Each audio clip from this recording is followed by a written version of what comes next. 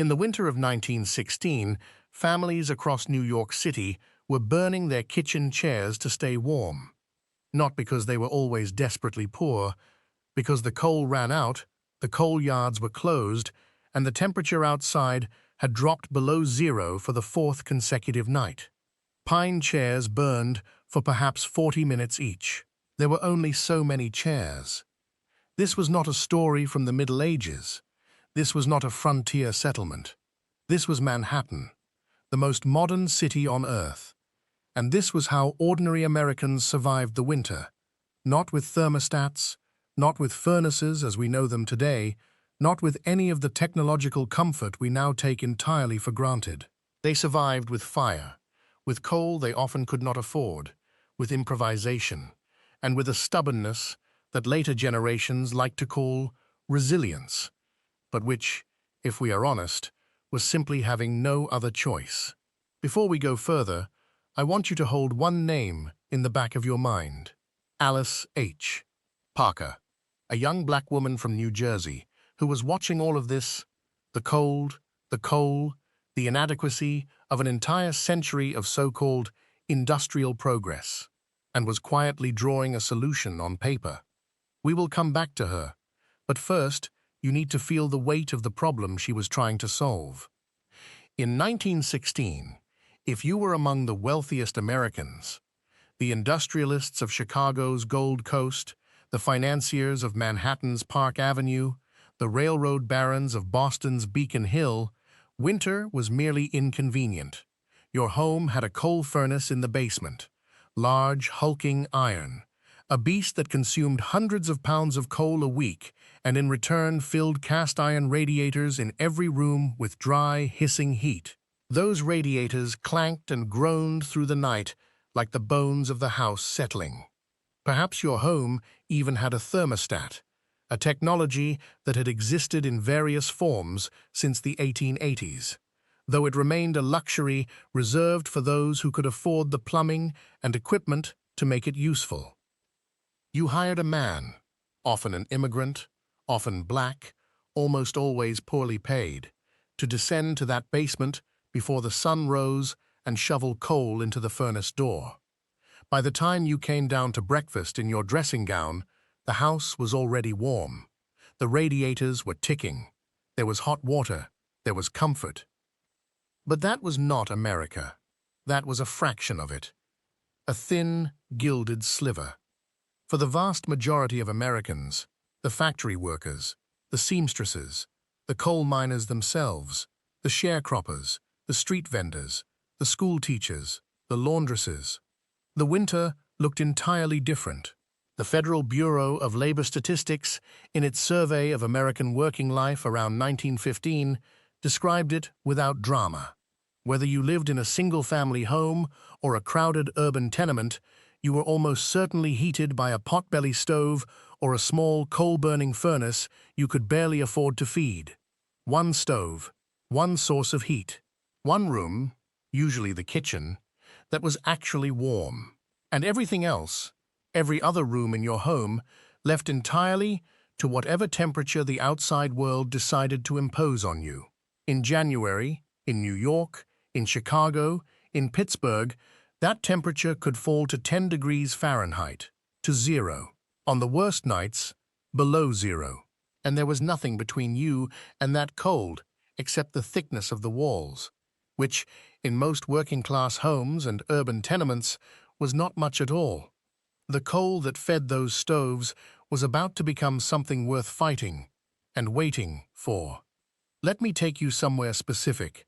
Lower East Side, Manhattan. January 1916. The kind of January that arrives without announcement and stays without apology. The building is 6 stories of dark, water-stained brick, jammed onto a lot 25 feet wide, on a block where every building looks exactly the same. Inside, 4 apartments per floor, each one roughly 300 square feet, 3 rooms. A kitchen facing the interior courtyard, a front room with 1 window onto the street, and a windowless interior bedroom where natural light has never once entered, not in the 30 years since the building was constructed. The air inside smells of coal smoke, boiled cabbage, and the particular dampness of walls that have never fully dried. This is home to a family of 5. The father works 6 days a week at a garment factory, 12 hours a day.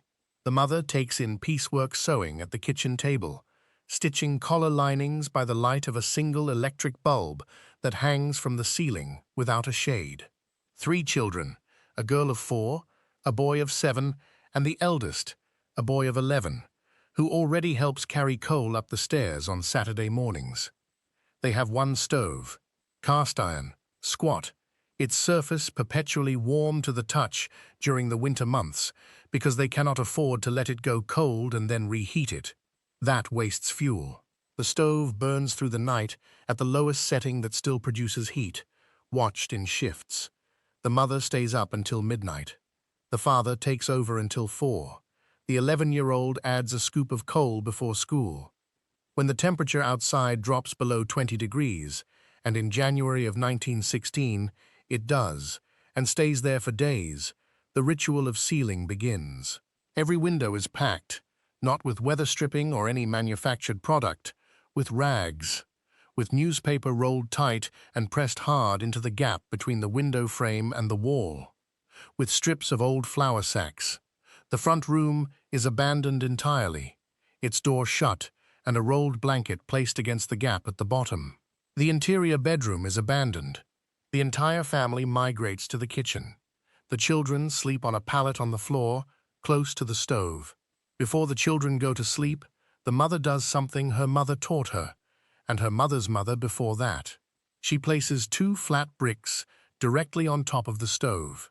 She lets them heat for 30 minutes. Then she wraps each brick carefully, tightly, in a doubled square of flannel cut from an old shirt. She carries them to where the children are sleeping and slides them beneath the blankets, one at each pair of feet. The heat from the bricks lasts perhaps 2 hours, long enough for exhausted children to fall deeply asleep before the cold creeps back in. The eldest boy wears his coat to bed, not because his parents haven't bought him pajamas, because the coat is warmer, and warmth is the only currency that matters at 2 in the morning, when the stove has burned low and the temperature outside has dropped another 4 degrees. I think about that coat sometimes. It is such a small, ordinary thing, and yet it carries the full weight of an era inside it. An era of extraordinary technological achievement, lived alongside extraordinary domestic privation, separated not by decades, but by city blocks.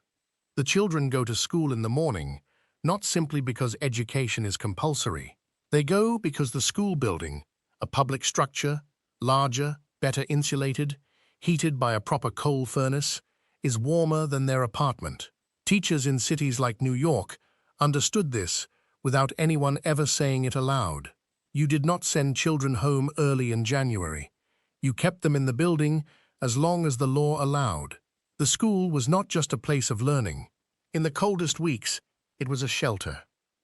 Out in the rural stretches of New England, upstate New York, the Ohio Valley, and the upper Midwest, the cold took on a different character. Farmhouses were generally better constructed than urban tenements. Thicker timber walls, lower ceilings deliberately designed to trap warmth, smaller windows that leaked less heat into the dark. But the winters were more severe and the isolation absolute. If your stove went cold at 3 in the morning and you had no more dry wood beside it, there was no neighbor 20 feet away through a shared wall. There was only the dark and the wind and the fields. Here, the techniques of survival were older, and to modern eyes, startling.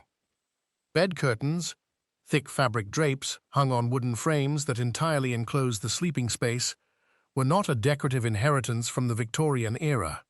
They were practical engineering. A sleeping human body generates heat. Enclose that body within heavy wool or cotton curtains, and the temperature inside the enclosure rises several degrees above the ambient temperature of the room. In 1916, for families for whom every degree of warmth was earned, that difference could mark the line between a night that was merely uncomfortable and one that was genuinely dangerous. Many of these bed enclosures were hand-sewn, repaired season after season, passed from parents to children as functional heirlooms. Hot water bottles, metal or stoneware ceramic, filled from the kettle just before the fire was banked for the night, served the same purpose as heated bricks, with somewhat greater efficiency. The Sears, Roebuck and Company catalogue of 1908 advertised them in the same pages as coal furnaces and steam heating installations. The furnaces were listed with prices that assumed a household income well above what most working Americans earned. The bottles cost a fraction of that. The gap between those two items on the same catalogue page said everything about the two Americas sharing the same winter.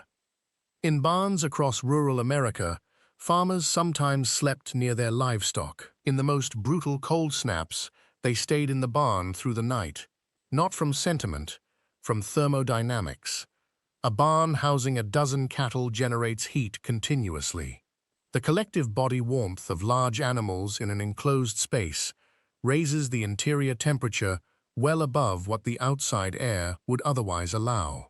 Historical accounts from rural New England and the upper Midwest suggest this practice persisted well into the early 20th century. It is exactly the kind of thing that gets quietly omitted from the histories we write about ourselves. But it happened, and it was considered not shameful but sensible. In the cities, another form of collective survival emerged. Never organized, never official, never written down anywhere. In tenement buildings where a dozen families shared a floor, neighbors pooled coal. A family that ran out of fuel in the middle of the night knocked on the next door. A single working stove on the landing, kept going in shifts by 3 or 4 families rotating through the night, could radiate enough heat through thin walls to keep several apartments from dropping below freezing. It was improvisation at its most fragile, dependent entirely on goodwill and proximity. But it was real, and in the coldest weeks, it saved lives that no official record ever counted. Then came the winter of 1916, in its full severity, and everything that had merely been difficult became something close to desperate. The war in Europe had been consuming American industrial resources for 2 years before the United States formally entered the conflict.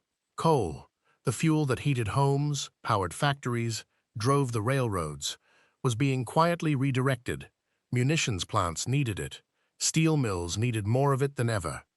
The railroads carrying everything toward the eastern ports were running at the outer limit of their capacity, and civilian freight, including residential coal deliveries, was being systematically pushed aside. By October of 1916, coal prices in northeastern cities had nearly doubled from the previous year. By December, in some neighborhoods, they had climbed even higher. The winter of 1916 into 1917 was brutal, one of the most punishing in recent memory, made worse by a coal shortage that had been building for months. The lines began forming before dawn, men in thin coats and women in shawls, standing in temperatures already below zero, waiting outside coal yards for the chance to purchase a single hundredweight at a price that consumed most of a week's wages. Journalists who covered these lines described the silence in them. Not the silence of patience, the silence of exhaustion and humiliation. Families across the industrial Northeast and Midwest burned furniture, chairs first, then tables, then wooden bed frames, dismantled with care and fed piece by piece into stoves never meant to burn anything but coal. A chair leg burns for perhaps 20 minutes. A kitchen table, properly dried, might last an hour and a half. You made the calculation. You did what was necessary.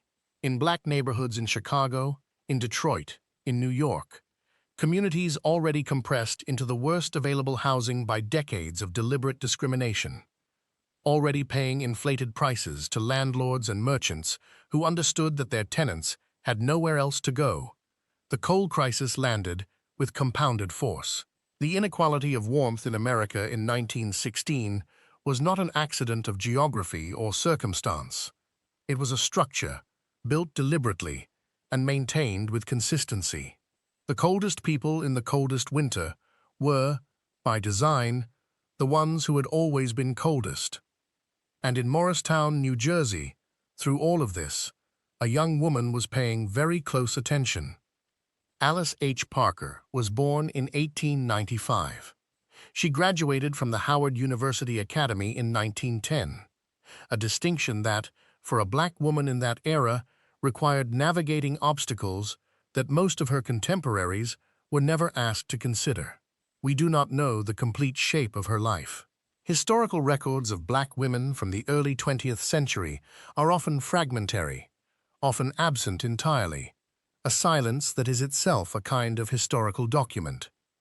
What we do know is that she lived in New Jersey, that she experienced its winters without the buffer of wealth, and that she was deeply, practically, specifically frustrated with what she saw around her. The frustration was architectural. The fireplace and the coal stove, the twin technologies that American domestic life had depended on for generations, shared a fundamental flaw. They heated the space they occupied, and nothing else. Move to another room, and you were cold. To heat the whole house, you needed a fire in every room simultaneously, which meant multiple sources of fuel cost, multiple sources of danger, and the constant grinding labor of maintaining several fires at once. For a family with children, in a winter like 1916, this was not merely inefficient, it was a persistent and serious threat. Parker's response was not incremental, it was systemic. She designed a furnace that ran on natural gas rather than coal, a fuel that could be piped into a home without the labor of hauling and storing physical material. But the truly radical element of her design was not the fuel. It was what she did with the heat that fuel produced. Her system used a network of ducts, channels built into the structure of a home, to carry warm air from a single central source to every room in the building. And each room had its own independently controlled burner. You could heat the bedroom and leave the parlor cool. You could warm the kitchen in the morning and redirect that heat to the children's room at night. For the first time in the history of American domestic life, warmth was something you could direct, control, and individualize, rather than simply generate and hope would spread far enough. On December 23, 1919, the United States Patent Office granted her United States Patent Number 1,325,905. It was not the first patent ever filed for a gas-burning furnace. Thousands had preceded hers. But Parker's contribution, zone-controlled, individually adjustable heat distribution through a centralized duct system, is recognized by historians of technology as a direct and foundational precursor to the forced air central heating systems that became standard in American residential construction after the Second World War. The HVAC systems regulating the temperature of nearly every American home today trace their conceptual lineage, in part, to drawings made by a black woman in New Jersey during the coldest, most desperate years of the early 20th century. Her specific design was never manufactured. There were unresolved questions about the safe regulation of gas flow. The patent was hers. The refinement, the commercialization, the credit, those went elsewhere. Parker's name faded from the story. The comfort she imagined remained, distributed across 100 million homes, attributed to no one in particular. There is something I keep returning to, long after I have closed the archive files. The coat worn to bed, the bricks wrapped in flannel, the neighbors feeding coal into a shared stove at 3 a.m, the farmer sleeping beside his cattle. These are images of genuine ingenuity, quiet, hard-won, and in their own way, moving. There is something real to admire in how ordinary people, given no other options, found ways to endure and to protect each other. But we should be careful not to let that admiration become romance. The cold was not a character-building inconvenience. It was dangerous. It killed children. It shortened lives. It was a problem that had a solution, and that solution existed, in various forms, for decades before it reached the homes of the people who needed it most. What stood between the invention and the ordinary family was not a failure of imagination. It was money. It was race. It was the particular indifference of power toward those it had already decided did not matter. Alice Parker imagined a warmer world from inside a cold one. She drew it with precision, filed it correctly, received her patent, and then watched the world move forward without her name attached to what she had given it. That seems worth sitting with for a moment. If this kind of history, the small, human, forgotten history of how ordinary people actually lived and what it cost them, speaks to you, leave a thought in the comments. I read most of them. These stories survive because someone decides they are worth the telling. And if you would like